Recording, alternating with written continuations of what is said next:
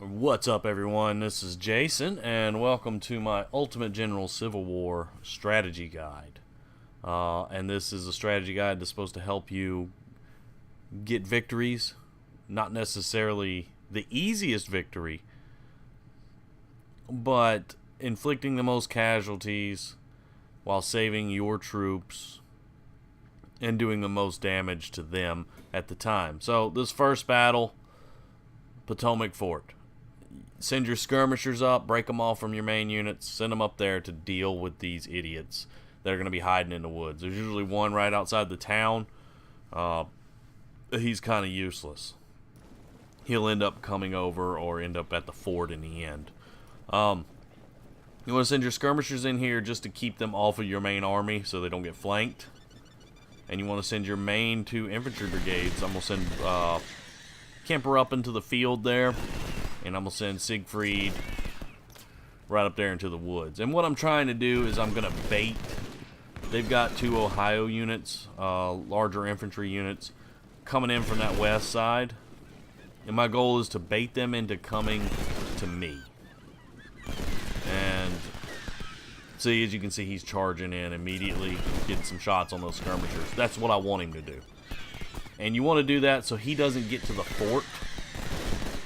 If he gets into the fort, then that's just more units they have defending it. So you want to stop them before they even get in there. It's not that complicated. So he's coming after my skirmishers. They're taking a few hits. But I've got Kemper here in the woods, and he charges in, but he's fixing to catch a lot of bullets in his flank, which costs him heavily. Kemper takes a little damage. With your extra units coming in here, I'm going to run them up the road. Not run them, but walk them up the road. These 3 guys. Now, keep in mind what their names are, because these are not your units that you get. You don't get to keep these guys. The only ones you get to keep are Kemper and Siegfried. And now I'm going to send my general up there to make sure Siegfried's fine, and skirmishers around the backside to inflict more damage. So the 2nd Ohio is screwed. Now this one, I think it's the 3rd Ohio. They keep running away, and I'm going to try to chase them down. I get into a little bit of a skirmish, but they eventually are going to rout. And, you know, they get back to the fort, which isn't a huge deal. I do whittle them down some, and that's what really matters. Now, this one I don't want to get in there. It just makes it a lot worse. And then once these guys get across that river, you can kind of just send them up into that field and get ready for your main attack. As you can see, I'm just trying to chase down this unit so that he can see now I got him turned and attacking skirmishers. It's pretty much all over. I can run Siegfried up a little bit just to get some shots on him. And if I can get him to turn around, which is exactly what he just did, and now I can shoot into his flank and wear him down. Now, I'm purposely not using my cavalry for this first phase. Or I shouldn't say first phase, this first little section of the battle before I do my attack on the fort. Now, the cavalry comes back in phase 2, all these units do, so you kind of want to minimize some casualties if possible. I made a huge mistake with Kemper as I kept him on run, and he got exhausted, and it kind of burns me here when I go to do the assault. But I got a little impatient is the problem.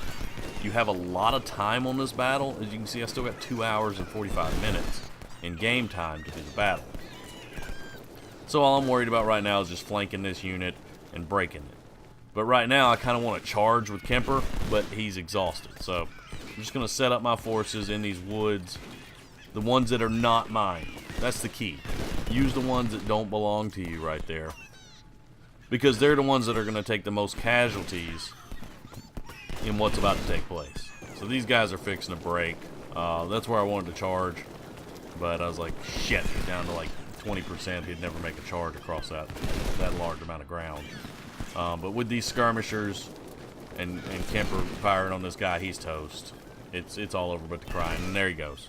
So that unit is off the battlefield, and he's exhausted, and that's why I'm like, son of a bitch. So I've got the video set up to like 2.5 times speed, just because nobody wants to watch an uploaded 35-minute video. Okay, let's be honest.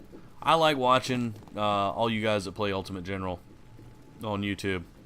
And that's where I've gotten a lot of these strategies, is just watching what different people do and then kind of implementing my own thing. So right here, what I'm going to do is I'm going to send these 3 brigades that are not mine, let them take some fire, and the cavalry. I'm going to send them along the waterway right here. And I'm going to start running them up there. And I'm just going to charge the shit out of this battery in the back. And then use my cavalry to clean it up. And that's because the main objective for winning is to kill these batteries and take the fort. So you can see, put some fire on them, send him around, and let's charge in. I'm going to use Hex Hammer to put some fire on the front just so they are distracted from what's going on in the background. And that's really the key here, is let's get a few hits on us just because it distracts the artillery. See, the artillery's focused on these guys in the back, and it's just musket fire in the front. So I've successfully wiped out one artillery unit, driven the other one off, and I think about going in with my cavalry, but I realize that they where they route is in the line of fire, so my guys would just get destroyed. So now Kemper's rested a little better. I'm gonna send him up the road at a walking pace, and he'll be fine. I did one unit broke during that charge. Not a huge deal. He recovered pretty quick, but I'll send my general back there just to make sure he's in good standing. So now once you're in that fort and you claim control of it, you're shooting into their flanks completely. You'll drive them off easily, and it's simple from there. And I'm just getting flanking positions this whole time. And you can see he tries to come and get my cavalry. And, I mean, not my cavalry, my supply wagon. The Union, or the AI in general, you see he's out of the fort now. And I can just take up flanking positions and destroy him and get into the fort. Because why not? It's the best cover right there. Just standing there doesn't do much. So you might as well use the cover. It at least gives you something. So that's it. I killed that battery, that's it.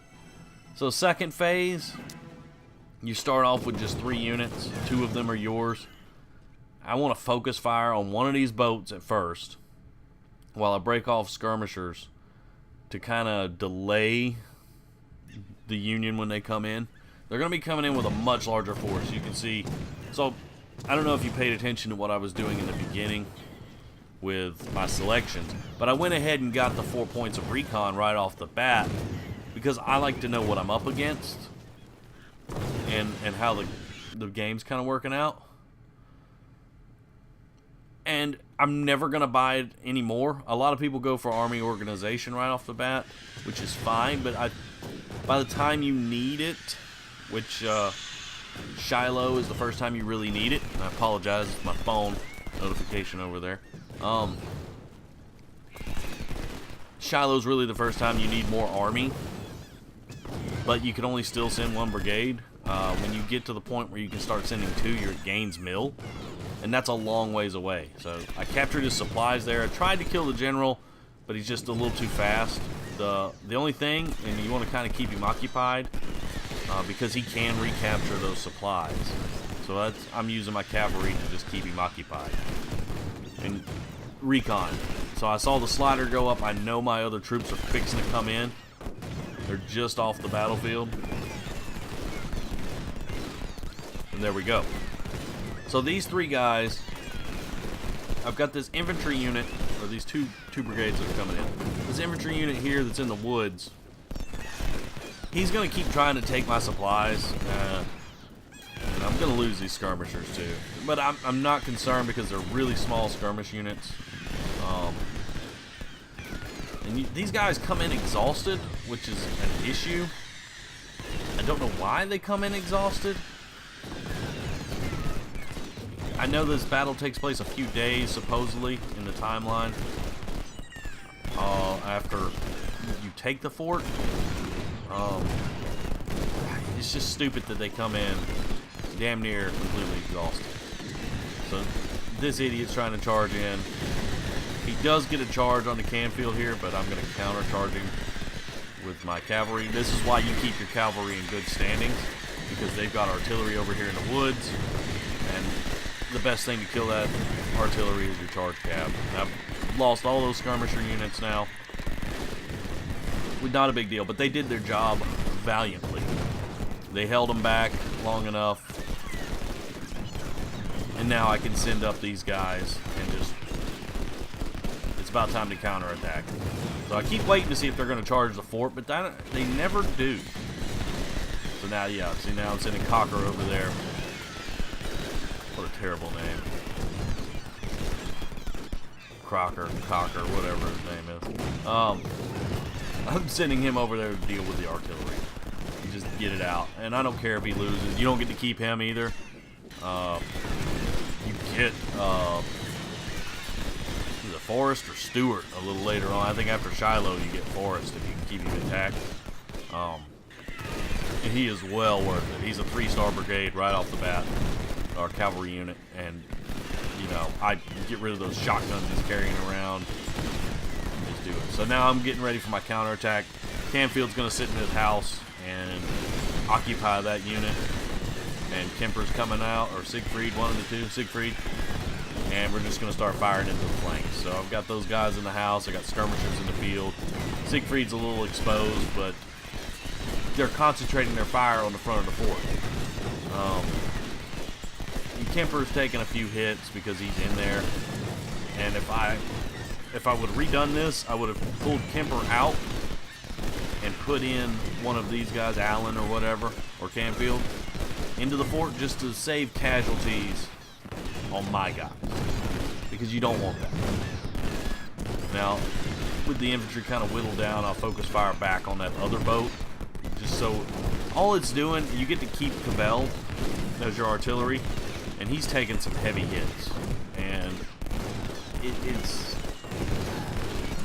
those. I don't know how that ironclad does that much damage, which shouldn't even be a fucking ironclad at this point in the war. I mean, let's get historically accurate here at Game Lab. That was a mistake there too. Don't do that.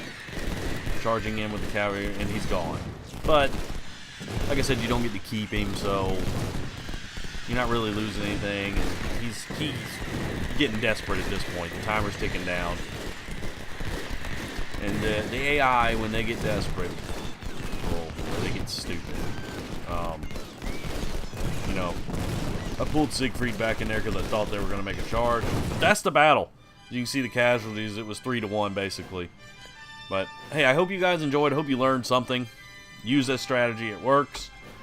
And I will see you guys next time. Thank you very much.